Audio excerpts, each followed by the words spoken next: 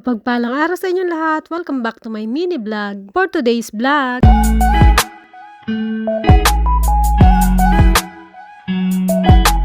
ay magluto tayo ng ginisang pechay na may mackerel ng Korea. Ito ang ating mga sangkap: mackerel ng Korea, pechay, inislice ko lang ng maliliit. Gagamit tayo ng sibuyas, bawang, patis, ground black pepper, mantika, at asin. At nagpainit na ako ng frying pan, nilagyan ng konting mantika, at ayan, ginisa ko na ang ating sibuyas at ginisa ko na rin ang bawang. Halu-haluin lang natin, at kapag golden brown na ang bawang at sibuyas ay ilalagay na natin itong ating sardinas ng Korea o mackerel ng Korea. At ayan, isimmer lang natin ng ilang minuto, at kapag kumukulo na ay maglagay na tayo ng ground black pepper at naglagay rin tayo ng patis at ng asin. Halu-haluin lang natin at isimmer ng ilang minuto, at kapag kumukulo na ilagay na natin ang ating pechay. At syempre, pagkatapos ilagay ang pechay ay hahaluin natin ito para mag-combine ang pechay at ang ginigisa nating sardinas. Ayan, medyo maliit yung kawaling na gamit ko, pero magkakasya yan kapag kasi naluto na yung pechay ay kokonti na yan. At ayan, nahalo na natin. Ngayon naman isimmer lang natin ng ilang minuto, at ayan, kumukulo na siya. Halu-haluin lang natin.